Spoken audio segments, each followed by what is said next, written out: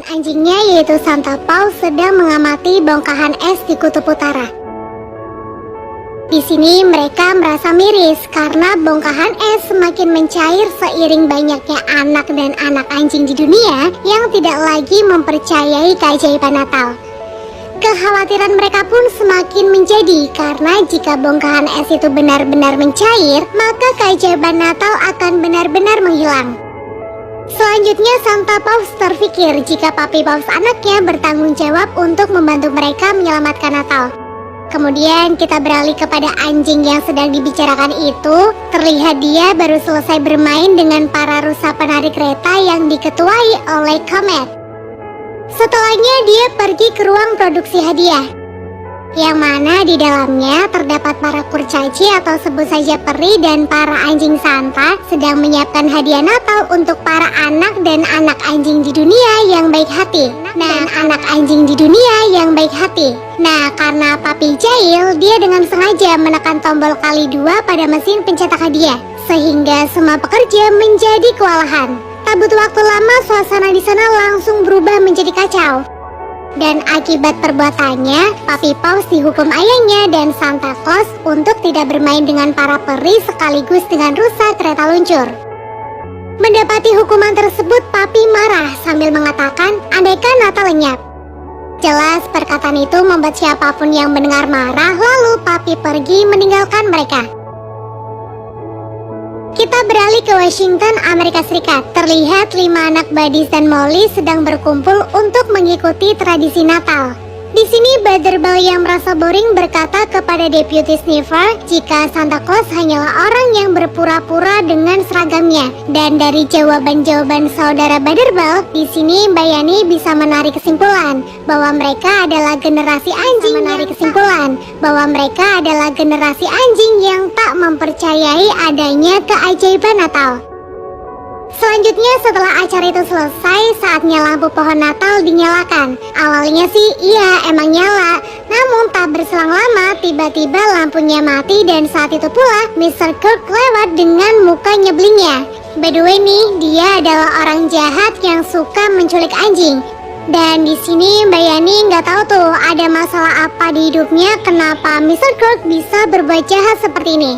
Selanjutnya, Mr. Kirk berhasil menculik Tiny, anjing kecil yang selalu menyangkut pautkan keajaiban Natal dalam kehidupan sehari-harinya. Tiny lalu dibawa ke tempat penampungannya yang kumuh dan kita beralih ke Papi. Dia yang sedang marah pergi ke bongkahan es sambil mengatakan jika dirinya benar-benar tidak ingin bertanggung jawab atas Natal dan dia ingin sekali menjadi anjing biasa.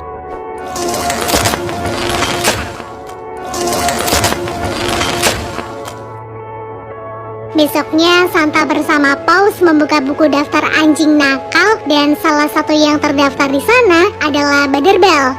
Lalu Papi yang penasaran dengan kehidupan anjing biasa pun mengambil satu lembar buku itu dan berencana akan menemui Butterball agar dia bisa mengajarinya. Singkatnya, dengan menumpang sebuah mobil pengantar surat dari kutub utara, Papi Paws akhirnya tiba di Washington.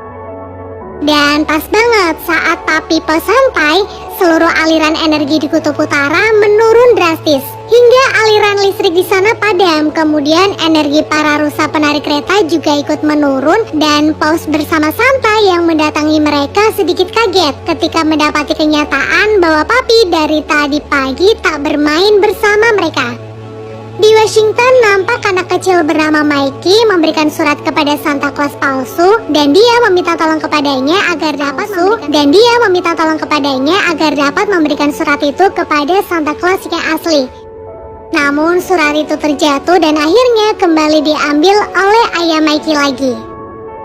Kemudian Mr. Kirk kembali datang dan dia kali ini hampir saja berhasil menangkap Papi.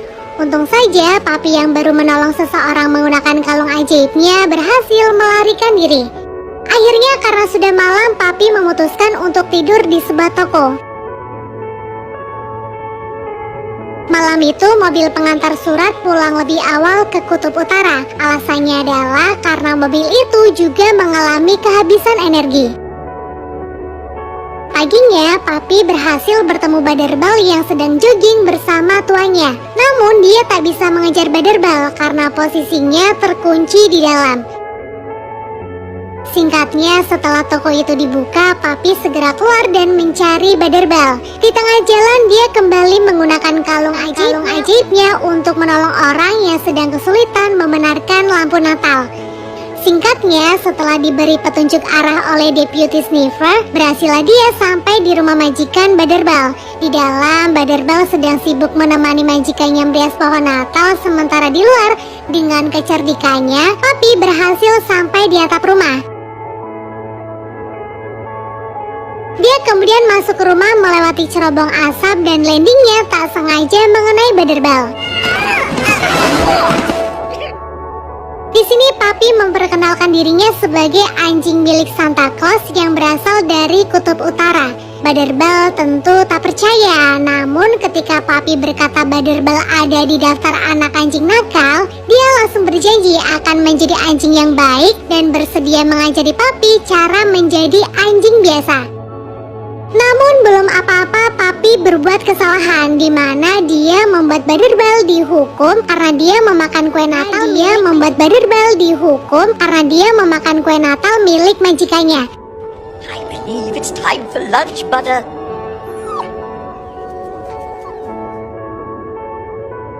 Selanjutnya, Baderbal yang berhasil lolos dari kurungannya membawa Papi ke base camp untuk diperkenalkan kepada keempat saudaranya.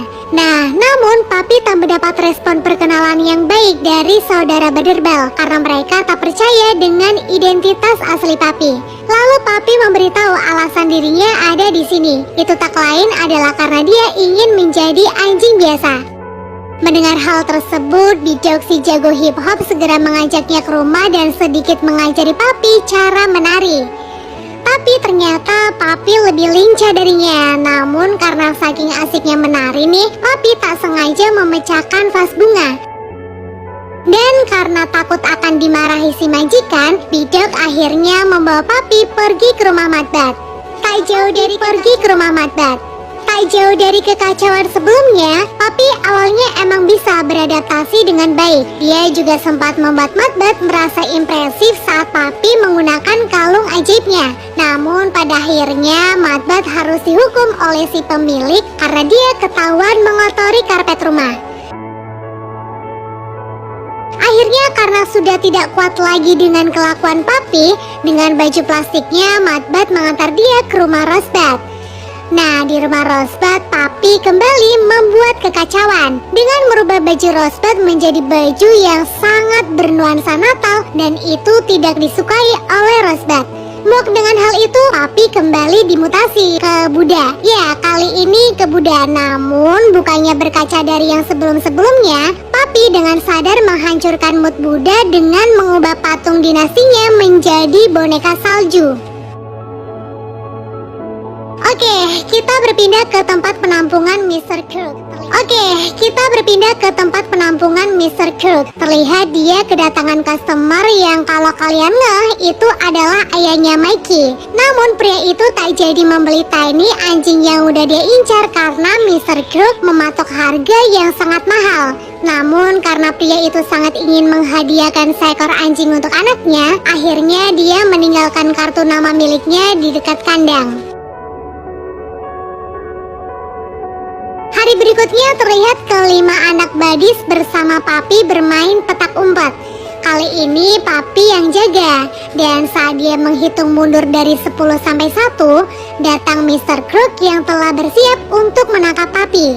Selesai menghitung, Papi segera mencari keberadaan Baderbal CS, dan tak butuh lama berhasil tuh Papi menemukan mereka.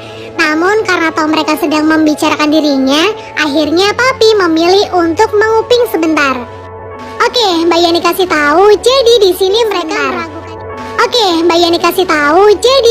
mereka meragukan identitas Papi yang mengaku sebagai anjingnya Santa. Soalnya jika dia anjingnya Santa, kenapa dia malah mendatangkan kekacauan untuk mereka? Dan di saat itu Mr. Kirk berhasil menangkap Papi dari belakang. Dan di waktu yang sama, 5 anak badis juga mulai sadar jika Papi seperti itu mungkin karena dia dalam masa adaptasi. Mereka yang sadar segera mencari Papi, tapi mereka telat karena Papi sudah dibawa Mr. Crook ke tempat penampungannya dan kalung ajaib yang mengikat di lehernya dilepas, kemudian ditaruh di ruangannya. Di sana Papi bertemu dengan Tiny dan beberapa anjing lainnya yang terkurung. Tiny yang baru berkenalan dengan Papi kemudian mengatakan jika mungkin Mr. Crook seperti ini karena dia kehilangan semangat Natalnya.